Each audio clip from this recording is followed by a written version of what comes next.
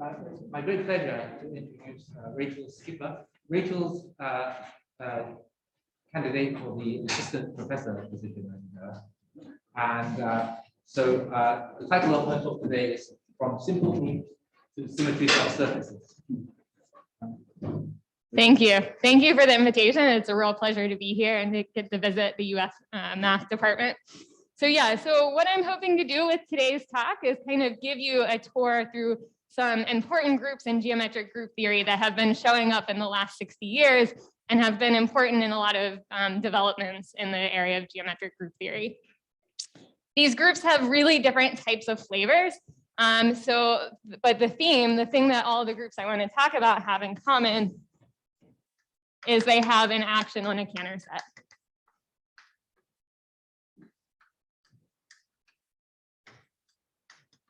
So the class of groups which acts as homeomorphisms of the Cantor set turns out to be a surprisingly very rich class of groups. So for instance, it contains all residually finite groups.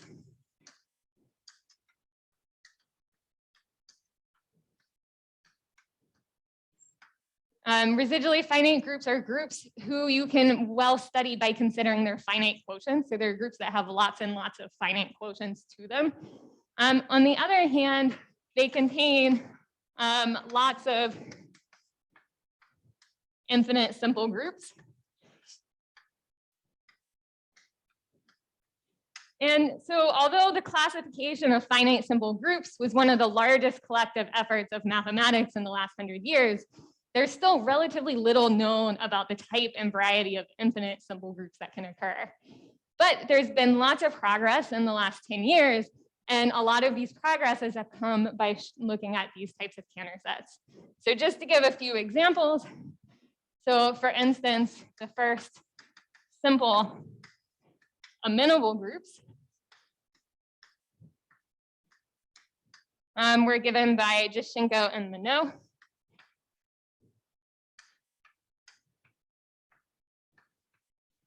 In 2013 in their Annals paper. Amenable groups, what this means approximately is they don't satisfy a Banach-Tarski paradox on the group. I'll talk a little bit more about that a little bit later. This also includes the first simple groups of intermediate growth.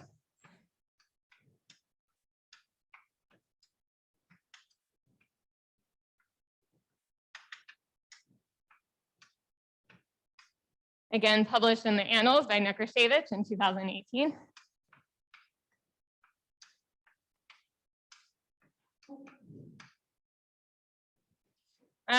Some other examples is the first examples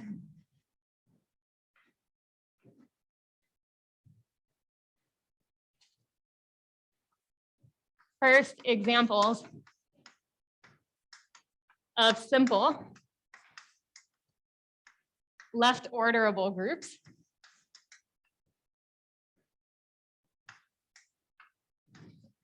And inventiones given by Hyde and Loda just in 2019. It also, and then, among others, right? And so the one I want to talk about today then is some joint work. So joint with Witzel and Zarinsky.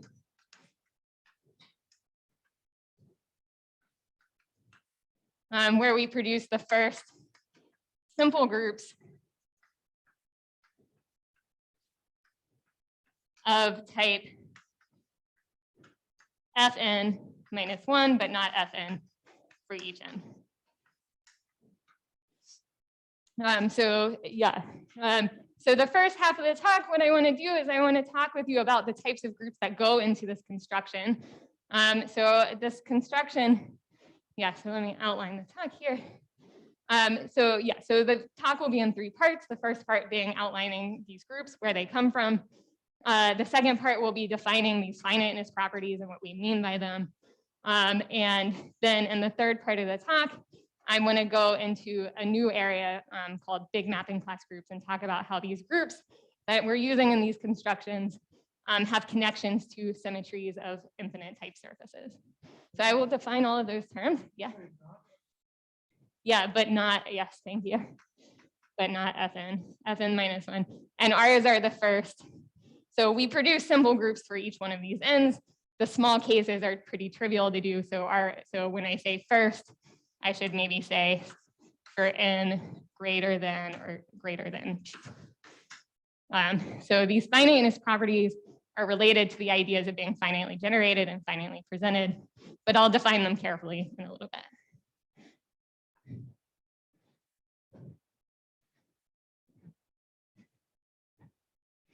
All right, so the first part, the groups. So these groups, they have different types of properties. So the first type of groups I want to talk about is something called self-similar groups. These groups are going to be groups which act on rooted trees. So I want to start by introducing a little bit of notation that will help us as we're describing these things. So first, I'll let X be the set of integers 0 up through d minus 1. I'll take X star to be the set of finite words over X, and X omega to be the set of infinite words over X. So defining these sets, what they're going to let us do one way. So one direction. So right infinite is what I'll work with. Because what I want to do here is I'm going to identify this with my Cantor set. So when it's zeros and ones, it's your traditional infinite sequences of zeros and ones. But you can also work with infinite sequences in a larger alphabet and still get this Cantor set.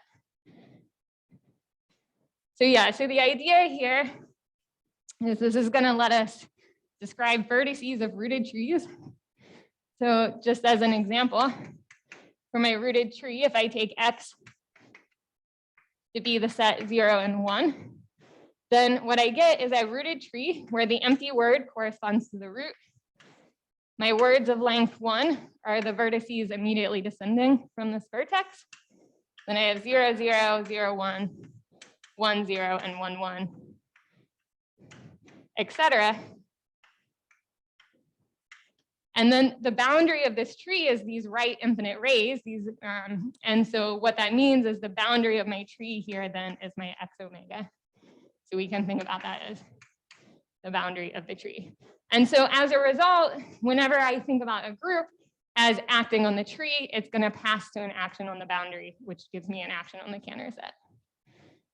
So the next thing I want to define here is the automorphism group of this tree. So T then is the set of bijections from the vertex set to the vertex set that preserves adjacency of vertices. So what that means is if I have two vertices that are connected by an edge, their image under an automorphism should be connected by an edge as well. And if we start looking at this tree in my picture, we can get some quick consequences of that. So first of all, that's really just giving you the definition of a graph automorphism. That's what we're talking about here. Secondly, notice my vertex here, my root, it has degree 2, whereas all the other vertices in this tree have degree 3. So an automorphism must fix the root. Right? And then since the root has to be fixed, that means when we're talking about automorphisms, we can start at the top and work our way down the tree. So when we talk about automorphisms, some G and T, what we can do is we can take our tree and we make decisions. We start at the top, we make some decisions. We decide whether we're going to permute these two subtrees or we're going to leave them alone, right? So I can put a permutation there to indicate I want to permute them. And then I move to the next level. Right? And I decide at the next step, do I want to permute? Maybe I want to permute these two subtrees, but not these two. And you just iterate down the tree. And what you're getting here is a labeling of the tree by a set of permutations. And so this is often the way that's going to be useful for us to think about these automorphisms. On the other hand, we can notice that if I look just right here at this subtree, I'm seeing another infinite rooted binary tree. And the labels on it is giving me another automorphism of a binary tree. So what that's doing for us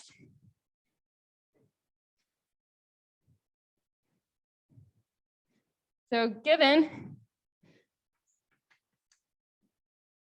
G and ought T, G can be described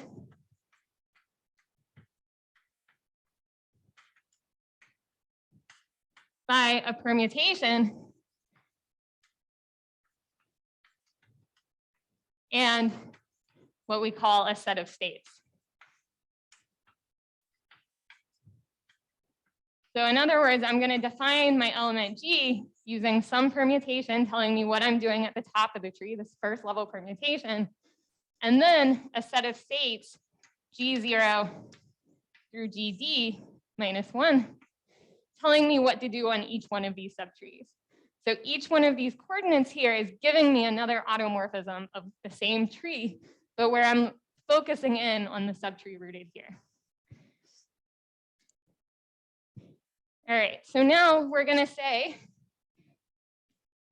a subgroup of ought T. I'll define what it means to be self-similar. So G contained in ought T is self-similar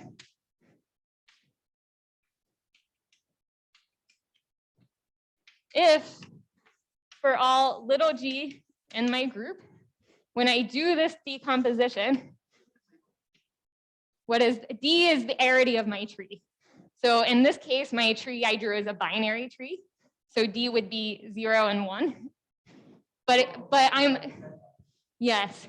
So I will exclusively draw binary trees in my pictures today, but you should think that trees can have other arities. So I can work with ternary trees or four-ary trees. So D is going to, throughout the talk, thank you for asking, because this is going to show up a lot. D throughout my talk will indicate the arity of the tree I'm interested in. And it will, yeah. So, but most of my pictures, I'll be drawing binary trees just for convenience.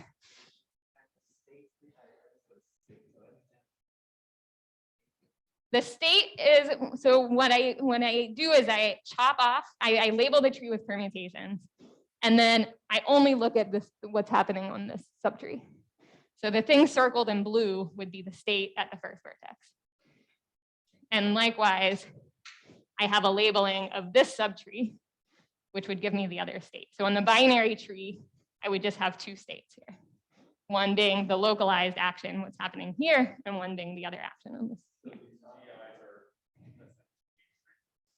The GIs are automorphisms of the tree, right? So it's a permutation labeling of the tree, which corresponds to an automorphism. Yeah. Of a subtree. Yeah, yeah, yeah. But what's great is that subtree is another infinite rooted binary tree. And that's sort of the convenient thing that's happening here that's going to give this fractal-like structure to these groups. Yeah, thank you. Okay, so then, yeah, we'll say a group is self-similar if it has a fractal-like construction to it. So more specifically, if for every element in my group, when I look at its decomposition like this, GD minus 1, then for each I, GI is back in the original group G. All right, this definition may seem unclear at first. We will do a concrete example to hopefully make it very clear what's happening with this definition. So the first example of a self-similar group I want to talk about is what's called the Gregorczyk group. So example 1, the Gregorczyk group.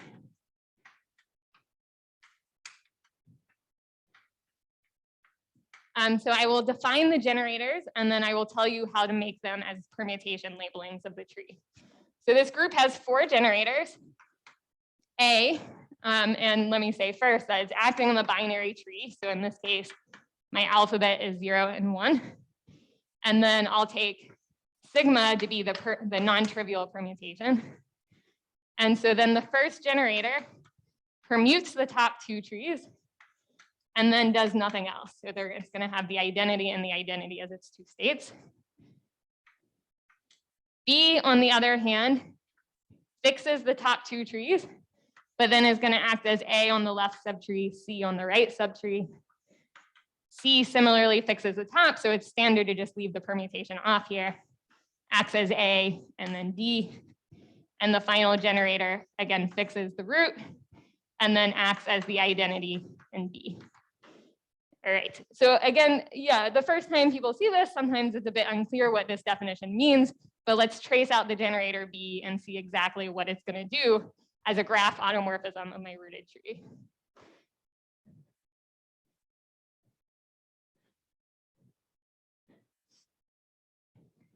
So B, if we start looking at my rooted tree here, so B says it's going to fix the top, right? It's not going to permute these 2 subtrees, but then it's going to act as A here on the left subtree and C on the right subtree. And so now I go back to my list and I see what A says to do. So A says I should permute the top and do nothing else. So I can remove my A label and add this permutation here, and I don't have to do anything else down below. We're done on that subtree. On the other subtree, we look at what C says to do. C says to fix the top, do A on the left subtree and D on the right subtree. So I erase my C and I write an A and a D. And I keep decomposing my tree. I know what A says to do again. A says I should do a swap and nothing else. So I put my swap there. D, on the other hand, says to act as the identity and as B on this right subtree. And now we're back at the start of our list and we can keep tracing all the way down the tree. And so the Gororchik group here then is the group generated by A, B, C, and D. It was introduced in 1981 by Gororchik, and it solved a lot of open conjectures at the time. So for instance, it was the first example of an amenable group, but not elementary amenable group.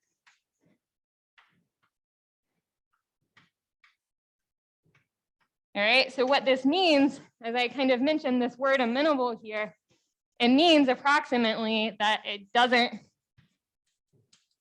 satisfy a Banach-Tarski type construction, a Banach-Tarski paradox. But this not elementary amenable, example of amenable, but not, I keep dropping my word not everywhere. But not elementary amenable means not in the obvious way. So it doesn't, satisfy the Banach-Tarski paradox, but not for the reasons that, are easiest to see. So more precisely, finite and abelian groups don't satisfy the Banach-Tarski paradox. There are various constructions you can do to finite and abelian groups to build other groups that don't satisfy the Banach-Tarski. And Gororchik's group does not come from building out of finite and abelian groups.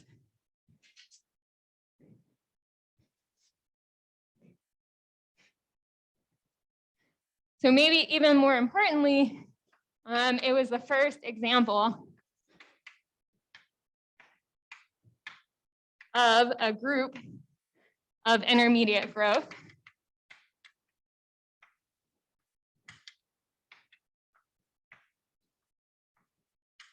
and what this means is what we can do is we can count the number of elements in the group that can be expressed as the product of, at most, n generators.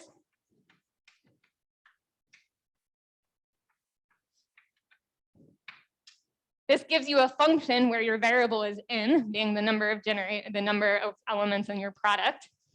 And this function, in terms of n, it can grow as a polynomial.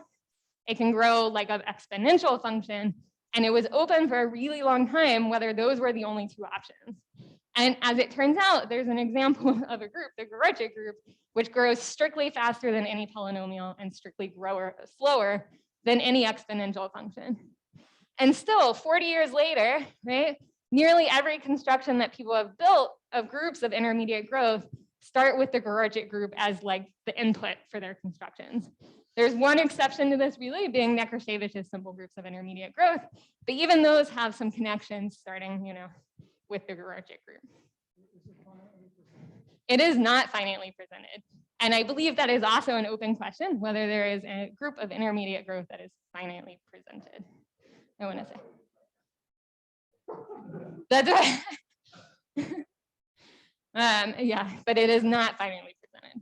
Right. And the other thing that's great about the Gorochik group is it's an infinite torsion 2 group. So there were other examples. It wasn't the first example there. There are these Golod-Shafarevich groups, these monster groups, these other groups, but they're really hard to get your hands on. And I've basically defined for you, the Gorochik group.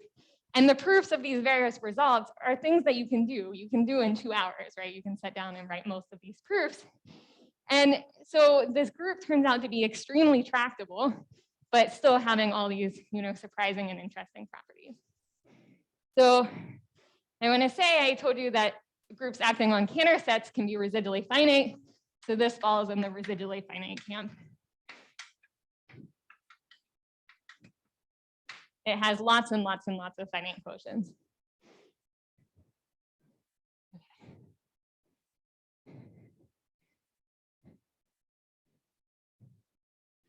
The next set of groups, so we're now going to move away. No, actually, I want to give a second example. But this one's a little quicker, example 2. So another example that's going to be relevant for later parts of the talk is something that we call self-identical groups.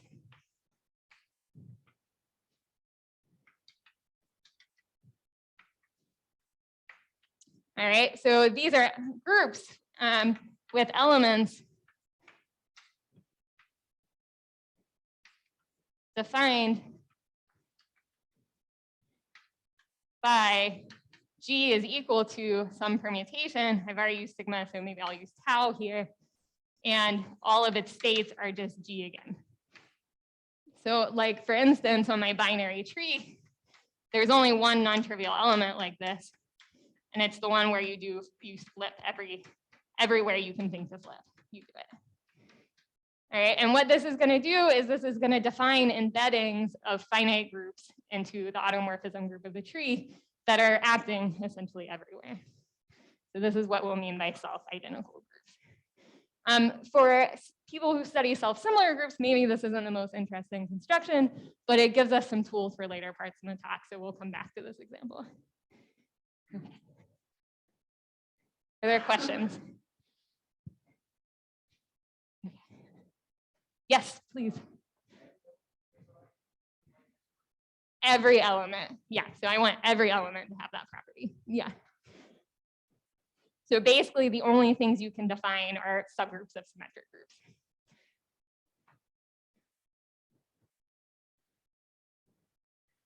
All right, so now let's talk about Higman-Thompson groups.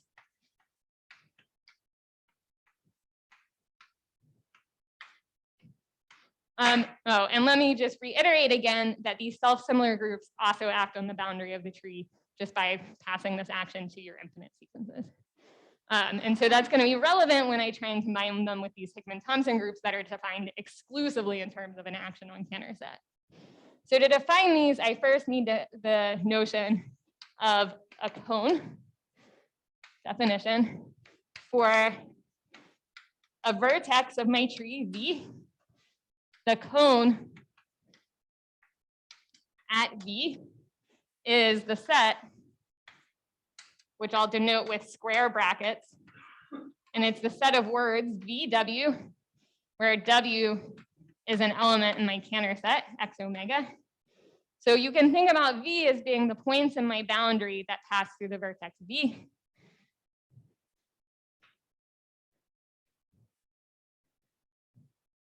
The picture here,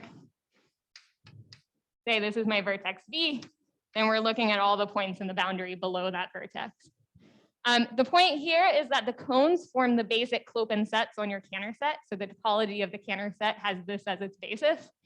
So you can think about the cones as, you do some series of subdivisions. You divide it in half, you divide it in half again, and you stop at some phase, and those are representing, those pieces are the cones. So then we can define a type of map. So definition, let U1 through UT be two part and V1 to VT be two partitions into cones, partitions of my Cantor set into cones. Then a prefix replacement map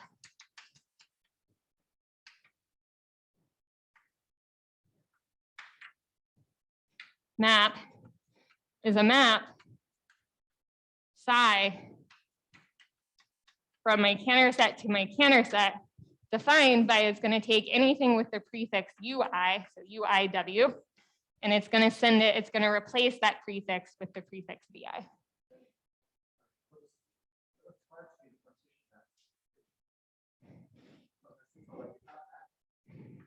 So if you choose some, like this cone here, and this cone here would be an example of a partition of the. Yes, but we're partitioning X omega, the boundary. Yeah, good. Okay, thank you. Yeah. We don't need to partition the tree. And in fact, it's exactly for that reason that these groups won't act on the tree and only will act on the boundary, because we're having some vertices where things aren't going to be defined. And it's exactly these ones that you're catching here. That's right. So we're doing this prefix replacement map. And then the Thompson group, the Higman-Thompson group, is the set of all these maps. So definition, the Higman-Thompson group VD is the set of all such maps. No, over all possible partitions, all possible prefix replacement maps over all possible partitions. Yeah. All right. So the Higman-Thompson groups, the V2, the first one here was introduced by Richard Thompson, in the 1960s. And they gave the first examples. So first, finitely presented simple groups. So V2 was the first example, along with one other group that Thompson introduced that's usually called T. And then Higman generalized these so Higman then generalized these in the 70s to that higher, generalized to VD. So for higher D, for D bigger than 2, these groups are either simple or have an index 2 simple subgroup, depending on if D is even or D is odd. So in terms of what's happening on the Cantor set, we can get a good picture for what these types of elements look like. So you'll have to forgive me, I can only partially draw my Cantor set on the board. I'll run out of time. But so this will be my Cantor set. I can take some other copy of the Cantor set. And then what I do is I subdivide it into cones. So let's say I'm going to take this piece here, this piece here, and this piece here. And then I subdivide my codomain the same way, the same set number of cones. So let's see, let's do this. So my cones don't have to be the same size. Okay? I just have to have the same number of them. And then I map the pieces. So I'm going to map that piece to that piece, this piece to this piece, and this piece to this piece. So the key here is that half of the Cantor set is still a Cantor set. Yeah, this is sort of what's important to what's going on here. And so this defines for us this homeomorphism of the Cantor set. Orientation preserving on the chunks, right? Like they can permute the chunks around, but within the chunk, it's going to be orientation preserving. Yeah, that's right. So this is what gives us the group. So we can think about this group as being, in some sense, permutations of the cones. So I'm using the word permutations in quotes here because, of course, there's some stretching and compressing that's happening as well as we do these permutations. But this is often a key observation when trying to study the Hickman-Thomson groups, is to think about things for finite symmetric groups and try and extend them to this Hickman-Thomson group. As it turns out, this group also has a totally combinatorial definition. So let me give that as well.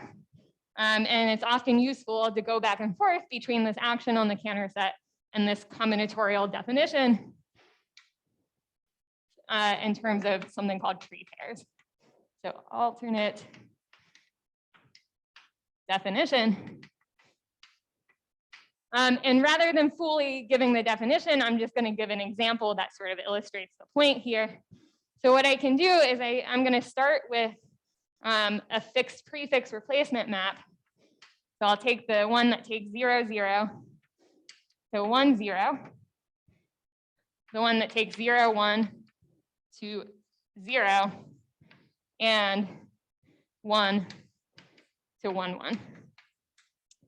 So what I can do to define a pair of trees that totally defines this element is I can take two finite binary trees, one for the domain. So I'm going to take a tree that has 3 leaves that correspond to these 3. So I have 0, 0, 0, 1, and 1. So maybe I'm gonna erase these for just so that it doesn't clutter the picture, but you can see the leaves here represent these cones. And then I make a second tree whose leaves correspond to these cones. So that's going to be this tree here. And then I just label the leaves of the 2 trees to indicate the permutation. So I have 1, 2, 3 here, and then 0, 0 goes to 1, 0. So I put a 1 here. 0, 1 goes to 0. So I put a 2 here, and 1 goes to 1, 1. So I put a 3 here. But we have to be careful, right?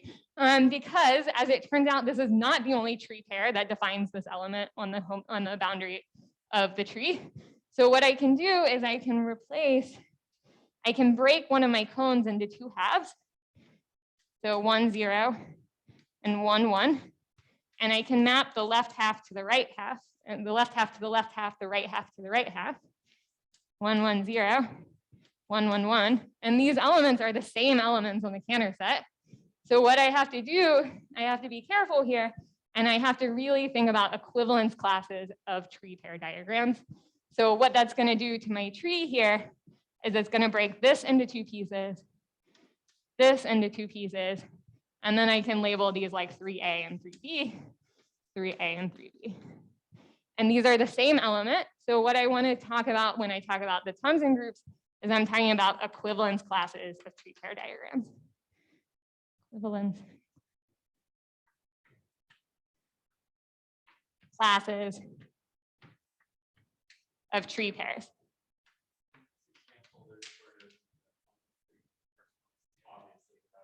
Yeah.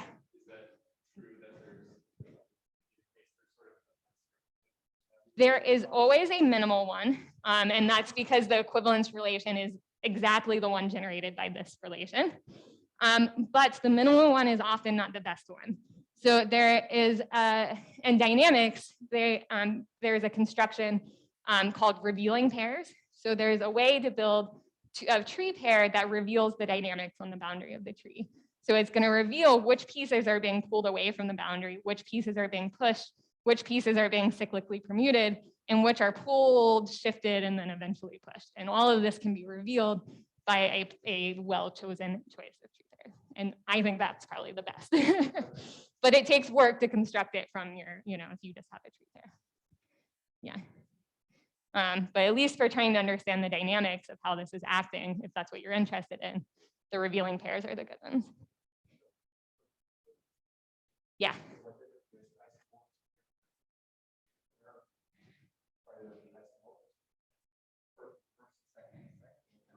Right. So what it is that so like if you're trying to multiply them, for instance, what you do is you expand until the two middle. So you like put them next to each other. You expand until the two middle trees match, and then you erase the middle trees. That's basically how this works the way you do multiplication here. So these trees don't have to be isomorphic in any way, and they're usually quite different trees. Is that? Yeah, no. Of pairs. Yeah. Yeah. So you can always do a reduction. So there's always a unique reduced pair. And so what that means is if you want to know if they're the same, you take the reduced pair, and there you can tell whether their two pairs are the same. The reduced pair. Yeah. So there is a unique reduced pair, and it's not so hard to reduce. You're just looking for two vertices that get mapped to two adjacent things. And getting rid of them. And so yeah, if you're trying to figure out if two pairs are in the same equivalence class, you reduce them and see if they're the same. Good. Any other questions here? All right, so the third family of groups, which takes just a second to define, fortunately, is what we call Rover-Nekrashevich groups. So these are groups that we get by combining a self-similar group and a Higman-Thompson group. So Rover-Nekrashevich groups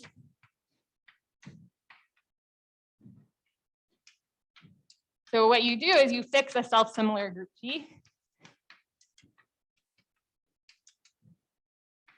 You fix a self-similar group G, and then the Rover-Nekrashevich group is the group which we'll call VD of G, which is elements of the Higman-Thompson group with local actions by elements from the self-similar group.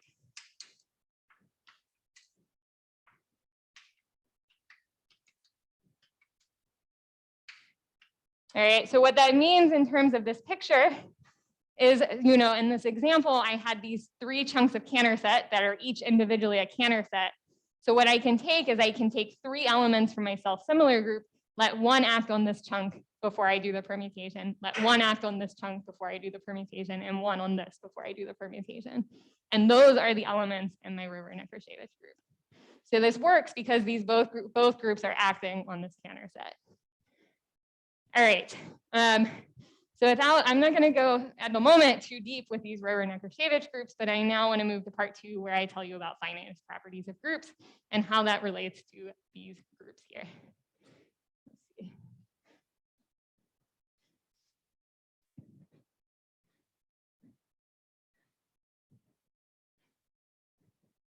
All right.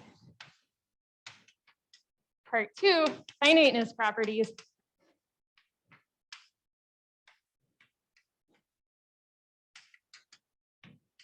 All right, so definition, a group G is of type Fn if it admits a classifying space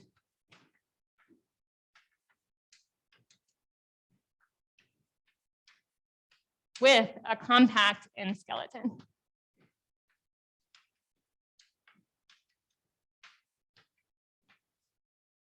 All right, let me remind you what a classifying space is.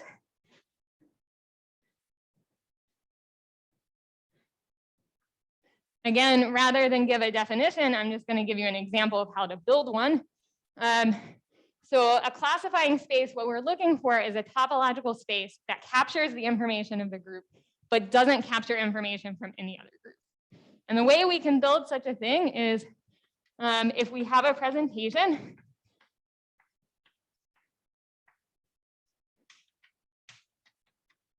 for G, we start first, we're going to build this complex. It's going to have one vertex, and we're going to add then a loop for each generator. And then what we want is we want this group to have fundamental group, the group I'm interested in. So then we start adding disks for each relator. So I glue the boundary of the disk corresponding to the relation in my presentation. And now this space has fundamental group my group, but I want it to not have any more information from any other groups. So then we glue in higher dimensional cells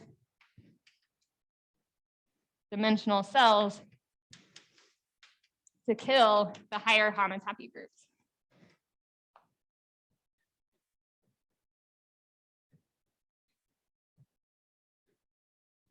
To kill higher homotopy groups. So the idea here is we want, if I embed a sphere in higher dimension, I want to be able to contract it. So what I'm going to do is I'm going to glue in these higher dimensional cells to guarantee that I can contract them. And so then finiteness properties says that up to step n, I only had to glue in finitely many cells. That's what type Fn says. So some examples, every group is type F0 because you always start with one vertex in this construction. Type F1 is equivalent to saying your group is finitely generated because that's the same as saying I only needed finitely many loops here. Type F2 is equivalent to saying finitely presented because it meant for my relators, I was only gluing in finitely many disks. And after that, it becomes not an algebraic property and very much a property of topology, right? I mean, yes, k pi 1 where pi is my group. It is a k pi 1.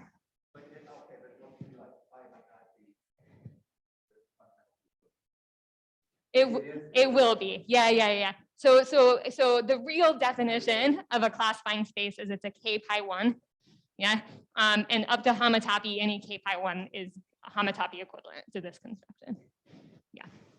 And so yeah, so this is why we can say we can start with any presentation because up to homotopy equivalence, we can reduce it to the minimum. Yeah, are there other questions? Okay, yeah, so this is a k pi 1 is exactly what it is. And so, you know, F3, sometimes people say it means there's finitely many relations among the relations, but it starts to really lose its algebraic nature after this step. And so our theorem, what we proved,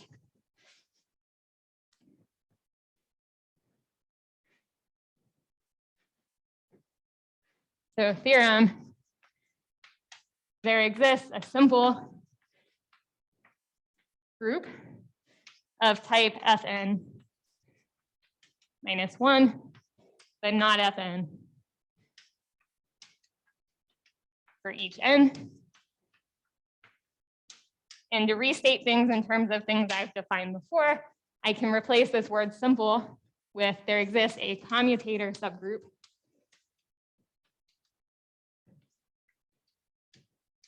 of a Rover Nekrashevich group. So there are some properties from dynamics that tell you that the commutator subgroups are going to be simple. And as a result, we're able to prove the finiteness properties. And then with the commutator subgroup being simple, this gives us our construction. So it involves properly choosing a good self-similar group, manipulating the action of the self-similar group just a little bit, tweaking it in just the right way, and then putting it into a Rover Nekrashevich group to induce the properties. All right, so I am going to move away now from finiteness properties and move to part 3 of the talk, which is these new directions. How to take these Rover Nekrashevich groups, these Higman-Thompson groups, these self-similar groups, and take them into the world of big mapping class groups.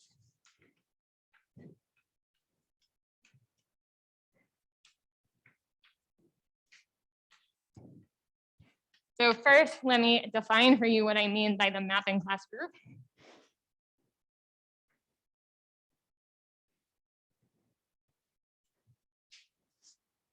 So when people are trying to, so mapping class groups are about symmetries of two-dimensional surfaces, at least in the context I'll be talking about here.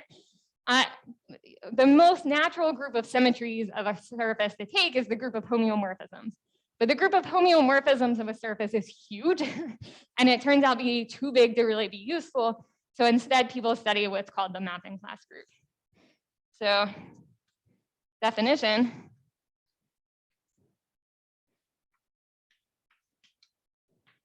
For a surface S, the mapping class group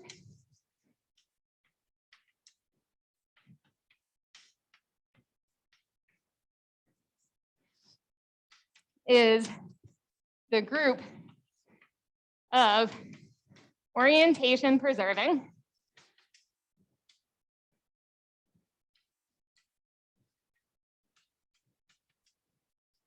homeomorphisms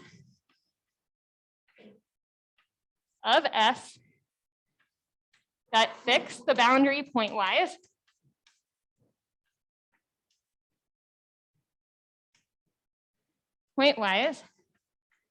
and then we take this just up to isotopy. And so what this is giving is it's giving us a quotient of the group of homeomorphisms that still captures the geometric information of the surface. Notation for this that I'll use is map S.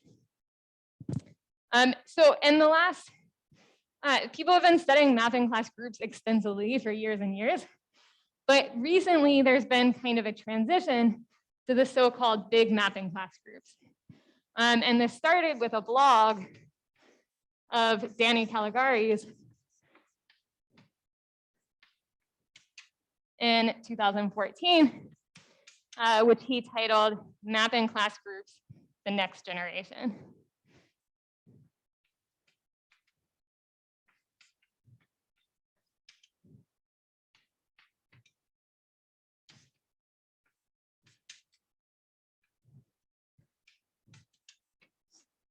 All right, and this really launched this new area of these big mapping class groups away from there. Well, I mean, there's still tons of research being done on small mapping class groups, but there's been a real influx of research being done here. And when I use this word big, what it means is that pi1 of S is not finitely generated. So what that means is we're looking now, instead of surfaces like a torus, we're looking at surfaces that now have an infinite amount of geometry to them via either an infinite number of torus, an infinite number of genus, maybe an infinite number of punctures or marked points, and this sort of thing.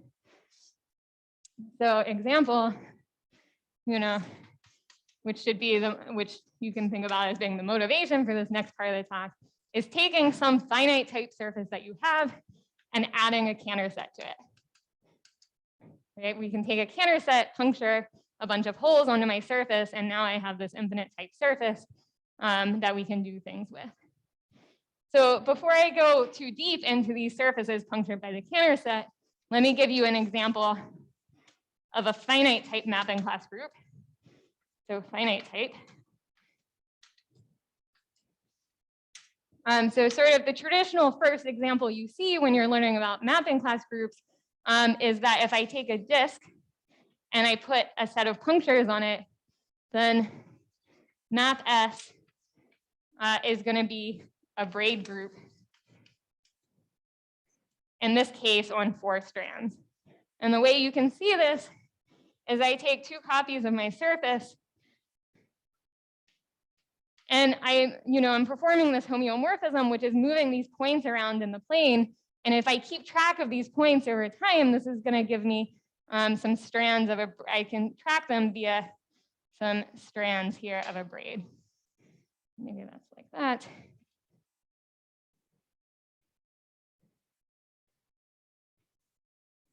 For instance. And so when we're looking at these finite type surfaces with punctures, what we're getting are these braid groups. So when we lift to these Cantor set actions, what we're going to want to do is we're going to braid our groups of homeomorphisms.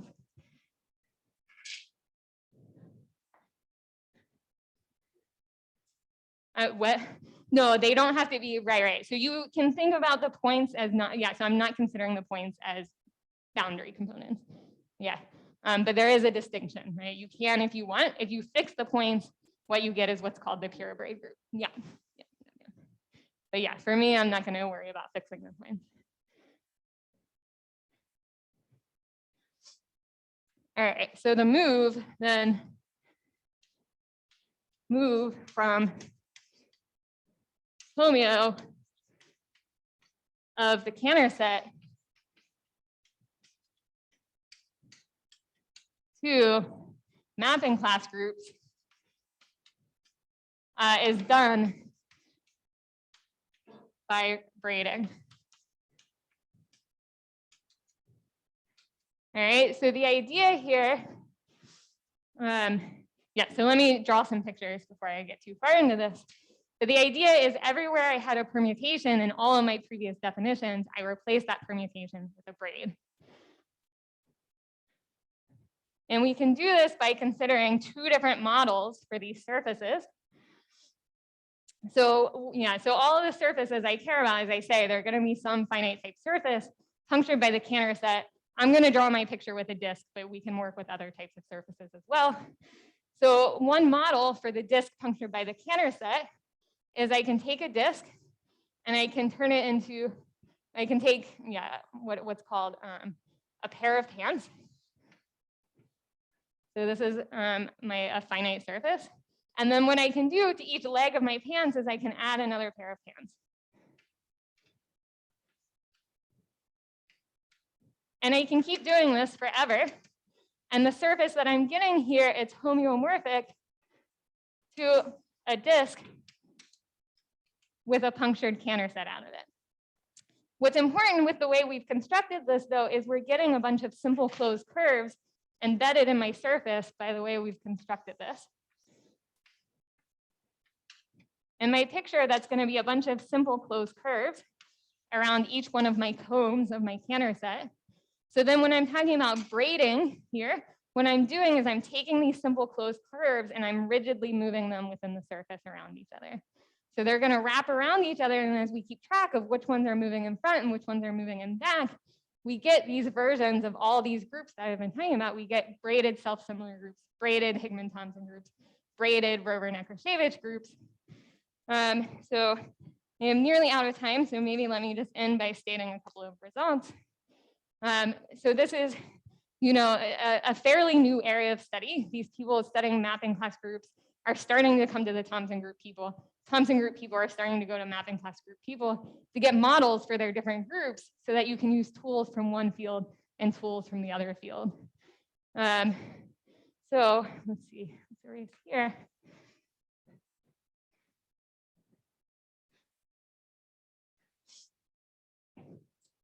So theorem.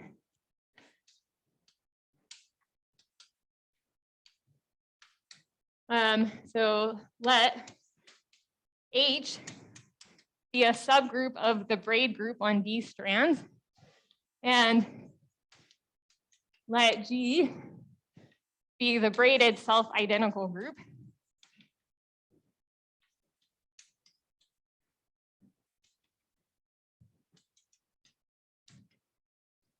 Then the braided Rover-Nekrashevich group combined with this braided self-similar group is type Fn if and only if G is.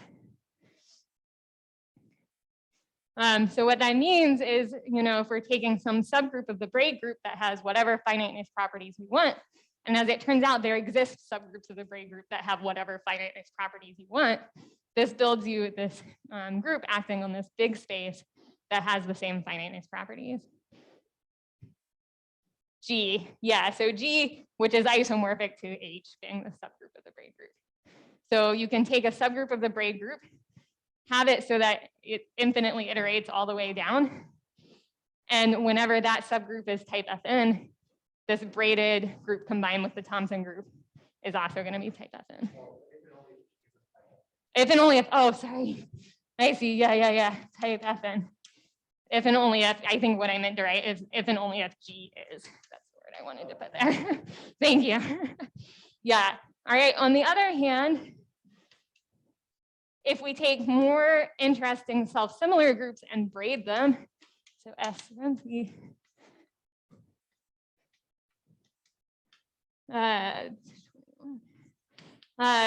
so the braided Gregorchik group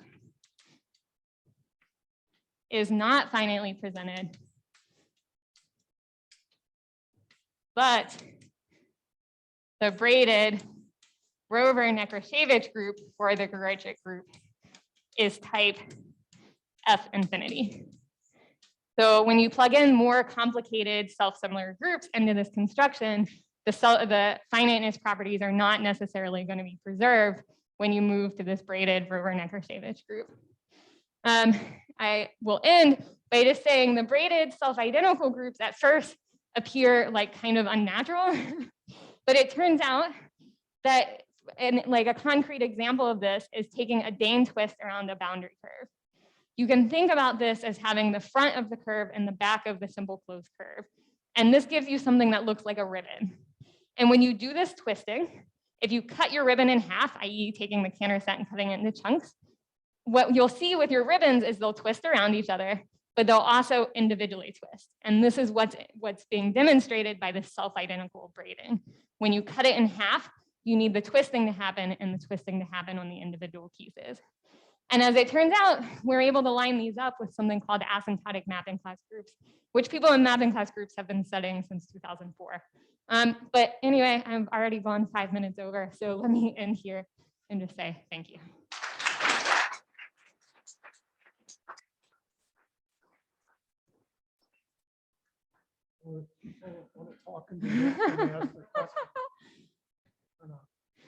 Yeah.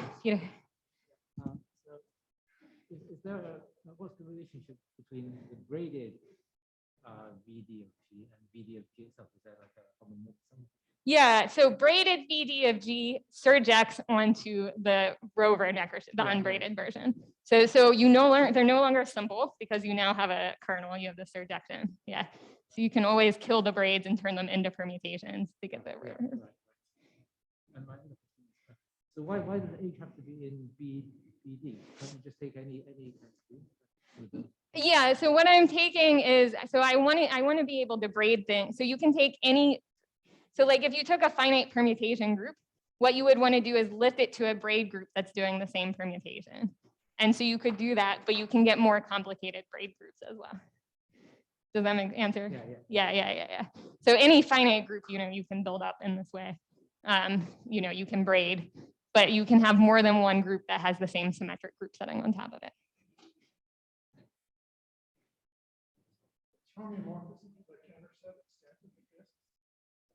So these are not extending directly.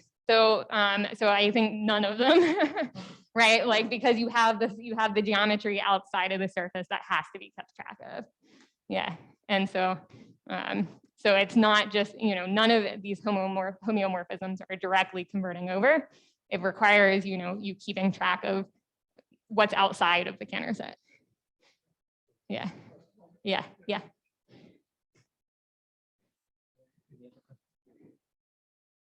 Yeah, and for example, whenever you have a boundary component, you're going to be torsion free. So there's a mapping class group of any surface with boundary is torsion free. So the Thompson group has lots of torsion to it, but this group cannot possibly have any torsion. So so it really is not going to just transfer over.